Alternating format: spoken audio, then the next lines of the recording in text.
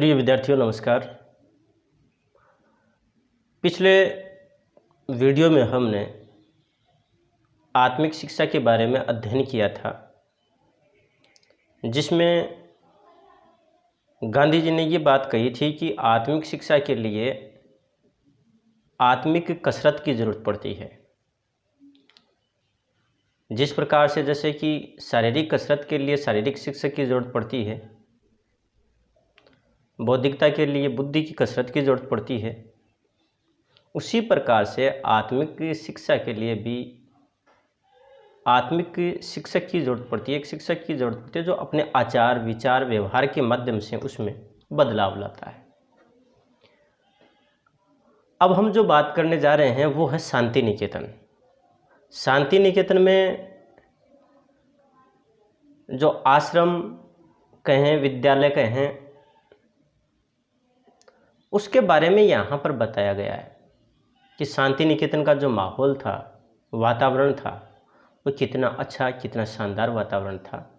वहाँ पर अध्यापक और विद्यार्थियों के मध्य बड़ा ही सामंजस्य था। विद्यालय को जहाँ एक परिवार की संज्ञा दी जाती है और वो परिवार की संज्ञा यहाँ पर आकर के सार्थक होती है। तो देखिएगा, यहाँ पर लेखक कह रहा है कि राजकोट से मैं शांति निकेतन गया और वहाँ शांति निकेतन के अध्यापकों और विद्यार्थियों ने मुझ पर अपना प्रेम बरसाया। स्वागत की विधि में सादगी, कला और प्रेम का सुंदर मिश्रण था। वहाँ मैं काका साहब कालेलकर से पहल मिला। ये जो पैराग्राफ है, इस पैराग्राफ में मूल रूप से गांधी जी ने ये बात बताई है कि उनकी जो यात्रा थी, उस यात्रा का एक तरह से उन्होंने चित्रण किया कि राजकोट से वो शांति निकेतन गए और वहाँ के जो अध्यापक और विद्यार्थी हैं उन्होंने गांधी जी के प्रति जो स्नेह भाव है बहुत ज़्यादा दिखाया। उनके द्वारा किया गया जो स्वागत था उसमें भी कोई तड़क भड़क नहीं थी, कोई दिखावा नहीं था, बिल्कुल सादगी थी, प्रेम था और वहीं पर कला का उसमें सुंदर मिश्रण था। सबसे पहले वो वहाँ पर काका कालेलकर से मिलते हैं। उसी क्रम में देखिएगा, काका कालेलकर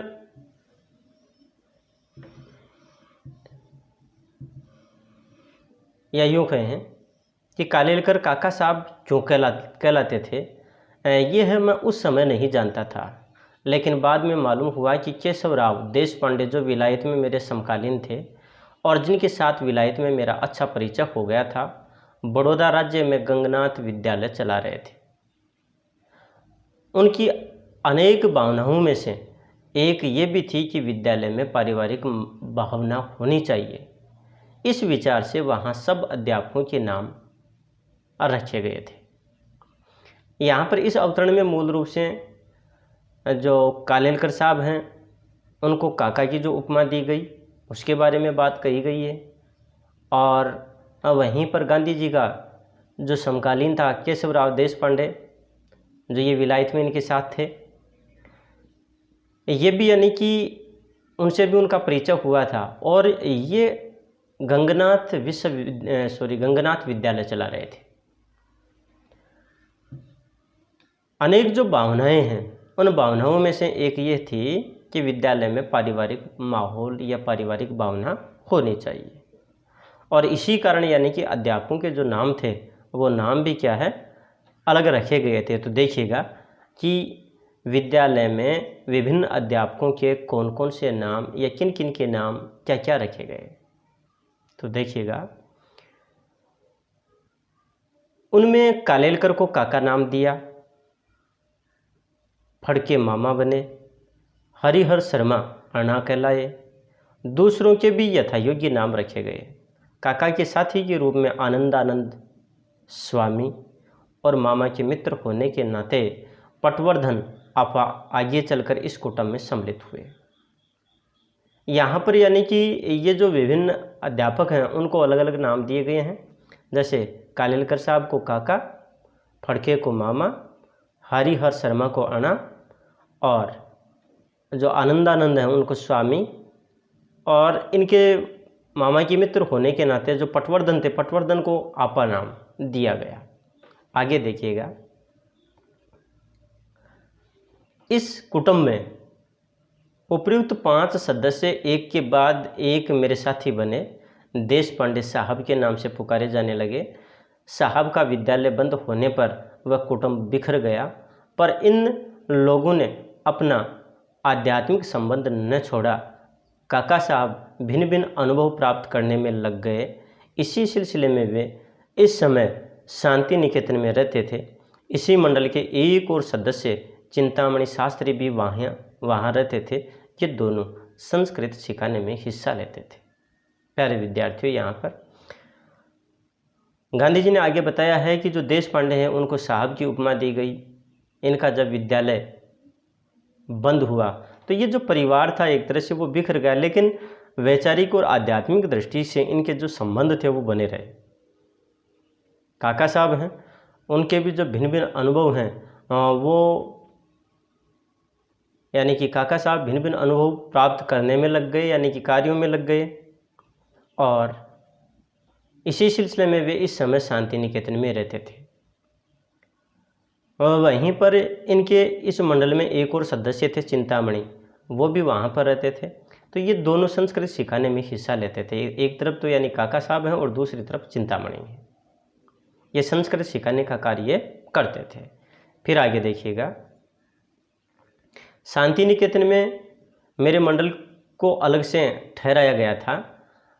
यहाँ मगनलाल गांधी उस मंडल को संभाल रहे थे और फिनिक्स आश्रम के सब नियमों का पालन सूक्ष्मता से करते कराते थे।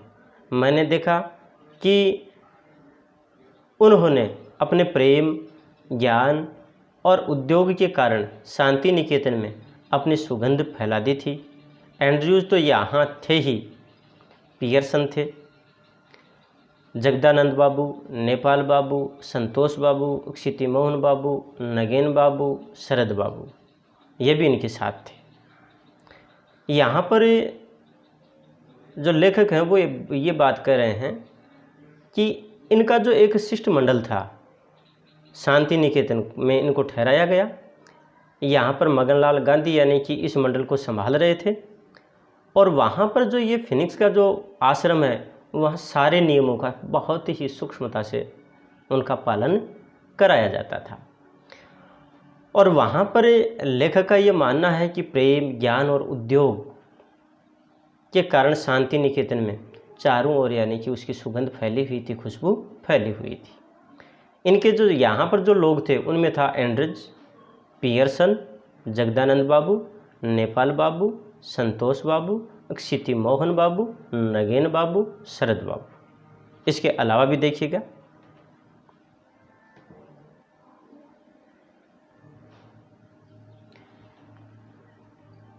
काली बाबू के साथ हमारा खासा संपर्क हुआ, यानी कि लेखक का इनके साथ में अच्छा संपर्क रहा। उसी क्रम में आप आगे देखिएगा, अपने स्वभाव के अनुसार मैं विद्यार्थियों और शिक्षकों में घुल मिल गया और स्वपरिश्रम के विषय में चर्चा करने लगा।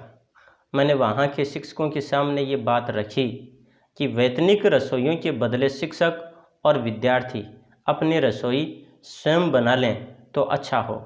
ऐसा करने से आरोग्य और नीति की दृष्टि से रसोई घर पर शिक्षक समाज का प्रभुत्व स्थापित होगा और विद्यार्थी स्वावलंबन तथा स्वयं पाक का पदार्थ पाठ सीखेंगे। प्यारे विद्यार्थियों, यहाँ पर यानी कि गांधी जी कह रहे हैं कि जैसे ही वो शांति निकेतन गए वहाँ पर उन लोगों से संपर्क भी बढ़ गया और काफ़ी यानी कि वहाँ पर वो आराम से रहे, सभी से घुल मिल कर रहे। और वहाँ पर गांधी जी ने लोगों को, या फिर यूँ कहें कि शांति निकेतन में एक सुझाव दिया कि भाई जो वैतनिक जो रसोइया आता है यानी कि वेतन लेकर के और फिर रसोई पकाने का जो कार्य करता है जो व्यक्ति, उसके स्थान पर अगर ये शिक्षक और विद्यार्थी दोनों अगर शामिल हों तो फिर क्या है कि ज़्यादा अच्छा रहेगा। क्यों? क्योंकि एक तरफ तो आरोग्य की दृष्टि से, स्वास्थ्य की दृष्टि से और दूसरा नैतिकता की दृष्टि से अच्छा ही होगा। और इससे क्या है कि जो विद्यार्थी हैं वो भी स्वावलंबन का पाठ पढ़ेंगे, वो भी आत्मनिर्भर होने लगेंगे। वहीं पर वो स्वयं पाक का जो पदार्थ पाठ है अर्थात भोजन बनाने की जो कला है उसको भी सीख पाएंगे। उसी क्रम में देखिए, एक दो शिक्षकों ने सिर हिलाया, कुछ लोगों को ये प्रयोग बहुत अच्छा लगा। नई चीज़ फिर ये कैसी भी क्यों न हो, बालकों को तो अच्छी लगती ही है। इस न्याय से ये चीज़ भी उन्हें अच्छी लगी और प्रयोग शुरू हुआ। जब कविश्री के सामने यह चीज़ रखी गई तो उन्होंने अपनी यह सम्मति दी कि यदि शिक्षक अनुकूल हों तो स्वयं उन्हें यह प्रयोग अवश्य पसंद होगा। उन्होंने विद्यार्थियों से कहा, इसमें स्वराज्य की चाबी मौजूद है। प्यारे विद्यार्थियों, इसी क्रम में यानी यहाँ पर लेखक कह रहे हैं कि अब वहाँ उपस्थित जो एक दो शिक्षक हैं उन्होंने हामी भरी और उसके बाद में तो इस कार्य की शुरुआत हो गई थी। और जो नई चीज़ है वो चाहे कैसी भी क्यों ना हो, बालक हमेशा उसे सीखने का प्रयास करता है, उसे अच्छा ही लगता है। और इस न्याय से ये चीज़ भी उन्हें अच्छी लगी और प्रयोग शुरू हुआ। जो कविश्री हैं उनके सामने ये बात रखी गई, उन्होंने भी सहमति जताई और उन्होंने ये कहा कि भाई शिक्षक अगर इसको पसंद करते हैं या वो मानते हैं तो बहुत अच्छी बात है। और यहाँ तक कि जो विद्यार्थी हैं उनको भी उन्होंने कहा है कि इसमें स्वराज्य की चाबी मौजूद है। कहने का तात्पर्य, अगर व्यक्ति आत्मनिर्भर होता है तो वह किसी दूसरे पर आश्रित नहीं होगा, वह किसी दूसरे के अधीन नहीं रहेगा, वह हमेशा स्वतंत्र बना रहेगा। और उस समय तो हमारे देश पर अंग्रेज़ों का अधिकार था, शासन था, तो उन लोगों को ये सीख भी दी कि अगर हम आत्मनिर्भर रहे, स्वावलंबी बन कर के रहे तो निश्चित रूप से हम स्वतंत्र हो जाएंगे और हमारे पास यानी कि ये स्वराज्य की बड़ी चाबी है, अपना ही शासन होगा, अपना ही राज्य होगा। उसी क्रम में आगे देखिए, पियर्सन ने प्रयोग को सफल बनाने में अपने आप को खपा दिया। उन्हें ये बहुत अच्छा लगा। एक मंडली साग काटने वालों की बनी, दूसरी अनाज साफ करने वालों की, रसोई घर के आसपास शास्त्रीय ढंग से सफाई रखने के काम में नगेन बाबू आदि जुट गए। उन लोगों को कुदाली से काम करते देखकर मेरा हृदय नाच उठा। यहाँ पर लेखक कह रहे हैं कि जो पियर्सन है वो इस कार्यक्रम को, इस योजना को सफल बनाने के लिए पूर्ण रूप से समर्पित हो गए। और वहाँ पर यानी कि अलग अलग जैसे मंडली बन गई, एक जो सब्जी है काटने वाली मंडली बनी, दूसरी जो मंडली है उसने अनाज साफ करने का कार्य शुरू किया। वहीं पर जो रसोई घर है उसके आसपास बहुत ही अच्छे ढंग से साफ सफाई करने में जो नगेन बाबू हैं वो लग गए। और ये सभी जो लोग थे यानी कि स्वयं परिश्रम कर रहे थे, कुदाली से काम करते, जब उनको जब गांधी जी ने देखा तो वो बहुत ज़्यादा प्रसन्नचित हुए, बहुत ज़्यादा खुश हुए। आगे देखिए, लेकिन मेहनत के इस काम को 125 विद्यार्थी और शिक्षक भी एकाएक नहीं अपना सकते थे। अतएव रोज चर्चाएं चलती, कुछ लोग थक जाते, परंतु पियर्सन क्यों थकने लगे। वे हंसते चेहरे से रसोई घर के किसी न किसी काम में जुटे ही रहते। बड़े बड़े बर्तन मांजना उन्हीं का काम था। बर्तन मांजने वाली टुकड़ी की थकान उतारने के लिए कुछ विद्यार्थी वहाँ सितार बजाते थे।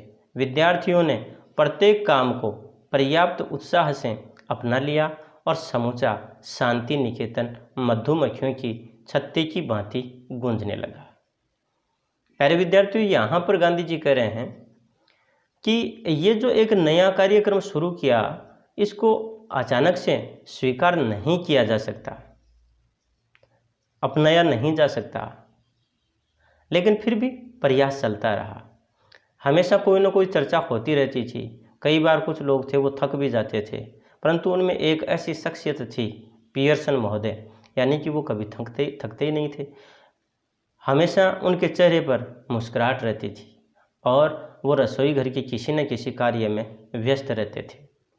वहीं पर बड़े जो बर्तन मांजने का जो कार्य था वो उन्हीं का ही था, और जो बर्तन मांजने वाली जो टुकड़ी थी, उन कि थकान उतारने के लिए वहाँ पर विद्यार्थियों के द्वारा सितार बजाया जाता था। और इस बात को हमें ध्यान भी रखना है, ये प्रश्न के रूप में भी है यहाँ। विद्यार्थियों ने प्रत्येक काम को पर्याप्त उत्साह से अपना लिया और समूचा शांति निकेतन मधुमक्खियों की छत्ते की भांति गूंजने लगा, अर्थात वहाँ पर हलचल, चहल पहल, खुशी का वातावरण चारों ओर रहने लगा। फिर देखिएगा, और इस आगे वाले पैराग्राफ में तो प्रश्न भी है, बहुत शानदार प्रश्न, महत्वपूर्ण, बोर्ड की परीक्षा की दृष्टि से बहुत अच्छा प्रश्न है इसमें, और उसका जवाब भी इसी में ही है। इस प्रकार के फेरफार जब एक बार शुरू हो जाते हैं तो फिर वे रुक नहीं पाते। फिनिक्स का रसोईघर स्वावलंबी बन गया था। यही नहीं बल्कि उसमें रसोई भी बहुत सादी बनती थी, मसालों का त्याग किया गया था। अतएव भात, दाल, साग तथा गेहूं के पदार्थ भी भाप के द्वारा पका लिए जाते थे। बंगाली खुराक में सुधार करने के विचार से उस प्रकार का एक रसोईघर शुरू किया था। उसमें एक दो अध्यापक और कुछ विद्यार्थी सम्मिलित हुए थे। ऐसे ही प्रयोगों में से सर्वसाधारण रसोईघर को स्वावलंबी बनाने का प्रयोग शुरू किया जा सका था। प्यारे विद्यार्थियों, यहाँ पर जो एक मुख्य पंक्ति आई है कि फिनिक्स का रसोईघर स्वावलंबी बन गया था, ये प्रश्न बनता है यहाँ पर कैसे, कि फिनिक्स का रसोईघर स्वावलंबी बन गया कैसे। तो यहाँ पर इससे ऊपर वाला जो पैराग्राफ है उसकी कुछ बातें आएंगी, जैसे कि जो सभी शिक्षक और विद्यार्थी थे उनकी एक अलग टुकड़ी बन गई। एक टुकड़ी सब्जी काटने का काम कर रही है, तो दूसरी है अनाज साफ करने का, तो कोई एक टुकड़ी है वो बर्तन साफ करने का काम कर रही है। वहीं पर बर्तन साफ करने वाली जो टुकड़ी है उसकी थकान दूर करने के लिए वहाँ पर विद्यार्थी हैं वो सितार बजा रहे हैं। और जो रसोईघर है वो भी सादी रसोई होती थी, उसमें मसालों तक का एक तरह से त्याग कर दिया गया था। और भात है यानी कि चावल है, दाल है, साग है, गेहूँ है, ये भी यानी कि भाप से पका लिए जाते थे, जो कि स्वास्थ्यवर्धक होते हैं। ये यानी कि कुछ बातें इसमें सम्मिलित हैं। बंगाली खुराक में सुधार करने के विचार से उस प्रकार का एक रसोईघर शुरू किया था, और उसमें भी एक दो जो अध्यापक और विद्यार्थी सम्मिलित हुए, और ऐसे जो प्रयोग हैं वो सर्वसाधारण रसोईघर को स्वावलंबी बनाने का प्रयोग शुरू किया जा सका था। यानी कि वहाँ पर सभी आत्मनिर्भर हों, स्वावलंबी हों, सभी मिलजुल करके वहाँ पर काम करें, ऐसा उनका प्रयास रहा। आगे देखिएगा, पर आखिर कुछ कारणों से ये प्रयोग बंद हो गया। मेरा विश्वास यह है कि इस जगत विख्यात संस्था ने थोड़े समय के लिए इस प्रयोग को अपनाकर कुछ खोया नहीं, और उससे प्राप्त अनेक अनुभव उसके लिए उपयोगी सिद्ध हुए थे। यहाँ पर जो लेखक है वो इतनी बात कहना चाह रहे हैं कि ये जो एक नया प्रयोग शुरू किया गया था वो ज़्यादा दिन तक नहीं चल पाया, लेकिन फिर भी यहाँ सीखने के लिए बहुत कुछ था, खोया कुछ भी नहीं था। जीवन में अनेक जो अनुभव हैं उनको सीखा गया, वहाँ से बहुत सी बातें सीखने को हमें मिली। उसी क्रम में आगे यहाँ पर कह रहे हैं, मेरा विचार शांति निकेतन में कुछ समय रहने का था, किंतु विधाता मुझे जबरदस्ती घसीट कर ले गया। मैं मुश्किल से वहाँ एक हफ्ता रहा होऊंगा कि इतने में पूना से गोखले के अवसान का तार मिला। शांति निकेतन शोक में डूब गया। सब मेरे पास संवेदना के लिए आए। मंदिर में विशेष सभा की गई। यह गंभीर दृश्य अपूर्व था। मैं उसी दिन पूना के लिए रवाना हुआ। प्यारे विद्यार्थियों, यहाँ पर जो लेखक हैं वो कहना चाह रहे हैं कि शांति निकेतन में और रहने की इच्छा थी, परंतु ईश्वर को कुछ और ही मंजूर था, और एक दर्दनाक घटना घटित हुई। उनको एक तार मिला जो पूना से आया था कि गोखले का अवसान हो गया, उनका देहांत हो गया। इस बात का उन्हें बड़ा दुख हुआ। शांति निकेतन जो था पूरा, वहाँ पर भी एक तरह से जो दुख है या यूँ कहें कि शोक है, उसमें सब डूब गए। और गांधी जी के पास सभी शोक संवेदना यानी कि के लिए वहाँ पर आए, सांत्वना देने के लिए आए।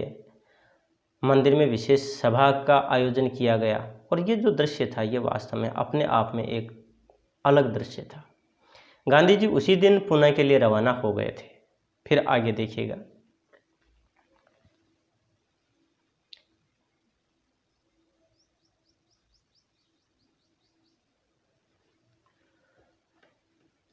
पत्नी और मगनलाल गांधी को साथ लिया और बाकी सब शांति निकेतन में रहे। बर्दवान तक एंड्रयूज मेरे साथ आए थे। उन्होंने मुझसे पूछा, क्या आपको ऐसा लगता है कि हिंदुस्तान में आपके लिए सत्याग्रह करने का अवसर आएगा, और अगर ऐसा हो तो कब आएगा? इसकी कोई कल्पना आपको है? यहाँ पर गांधी जी कह रहे हैं कि उनकी पत्नी है, मगनलाल गांधी है, ये साथ इनके थे, और बाकी जो उनका जो मंडल था या उसके जो सदस्य थे वो शांति निकेतन में रहे। और बर्दवान जो स्थान का नाम है वहाँ तक जो एंड्रयूज हैं वो उनके साथ आए, और उन्होंने गांधी जी से प्रश्न किया कि हिंदुस्तान के लिए अब सत्याग्रह करने का अवसर कब आएगा, क्या ये संभव है, और अगर ऐसा होता है तो इसके लिए यानी कि एक समय क्या है, और वहीं पर क्या आप इसके बारे में सोचते हैं, कल्पना करते हैं? ये जो प्रश्न है वो गांधी जी से एंड्रयूज ने किया। उसी के जवाब में यहाँ पर गांधी जी कहते हैं, मैंने जवाब दिया, इसका उत्तर देना कठिन है। अभी 1 वर्ष तक तो मुझे कुछ करना ही नहीं है।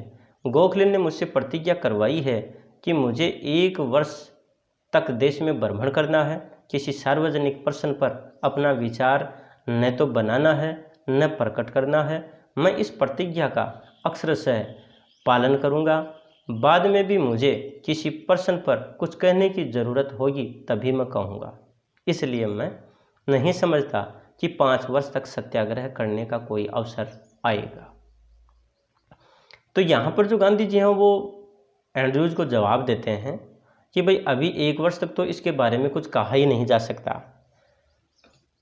क्योंकि जो गोखले हैं उन्होंने प्रतिज्ञा करवाई थी कि 1 साल तक आपको भ्रमण करना है और सार्वजनिक प्रश्न पर किसी भी तरह का अपना कोई विचार नहीं रखना है, अपनी प्रतिक्रिया नहीं देनी है। गांधी जी कहते हैं कि और इसका यानी कि लगातार वो पालन करेंगे। उसके बाद में अगर मान लीजिए किसी प्रश्न पर कुछ कहने की कोई ज़रूरत होगी तो वो कहेंगे। और इसलिए वो कह रहे हैं कि वो समझते हैं कि 5 वर्ष तक सत्याग्रह करने का कोई अवसर मुश्किल ही आए। फिर देखिएगा, यहाँ ये कहना अप्रस्तुत न होगा कि हिंद स्वराज्य में मैंने जो विचार व्यक्त किए हैं, गोखले उनका मजाक उड़ाते थे और कहते थे, आप 1 वर्ष हिंदुस्तान में रहकर देखेंगे तो आपके विचार अपने आप ठिकाने आ जाएंगे। यहाँ पर वो एक बात और भी प्रस्तुत कर रहे हैं। वो कह रहे हैं कि जो हिंद स्वराज्य जो उनका अखबार था, पत्रिका जो थी, तो उसमें उन्होंने अपने जो विचार व्यक्त किए थे, और जब वो विचार व्यक्त किए तो जो गोखले थे उन्होंने उनका मजाक उड़ाया और उन्होंने उन्हें कहा कि 1 वर्ष तक आप हिंदुस्तान में रह करके देखो, उसके बाद में जो बातें आपने कही हैं या जैसी कल्पना आप करते हैं, जो विचार आप प्रस्तुत कर रहे हैं, उनके बारे में यानी आपको समझ आ जाएगी, आपके विचार जो हैं अपने आप ठिकाने आ जाएंगे। यहाँ पर एक छोटा सा प्रश्न ये भी बनता है कि गोखले ने उनका मजाक उड़ाते हुए क्या कहा। कहने का मतलब है ये छोटे जैसे 2-2 नंबर के जो प्रश्न हैं वो अपने को पूछे जा सकते हैं, तो अपने को थोड़ा सा यहाँ पर ध्यान रखना है। प्यारे विद्यार्थियों, ये तो बात हुई यहाँ पर शांति निकेतन की। अब हम नया बिंदु लेकर के आएंगे, उसी पर यानी कि बात करेंगे। आगे वाला जो वीडियो होगा उसमें जो खादी का जन्म है उस पर हम चर्चा करेंगे, और जो खादी का जन्म है इस पर तो प्रश्न भी आया हुआ जो मैं पहले भी आप लोगों को बता चुका हूँ। अब हम जब तक नया वीडियो आए तब तक के लिए आप सभी का धन्यवाद, नमस्कार। और आप लोगों से मेरा आग्रह है कि इस चैनल को ज़्यादा से ज़्यादा आप सब्सक्राइब करें, शेयर करें, लाइक करें, अन्य जो विद्यार्थी हैं उनको भी इसका पूरा का पूरा लाभ मिले। धन्यवाद, नमस्कार।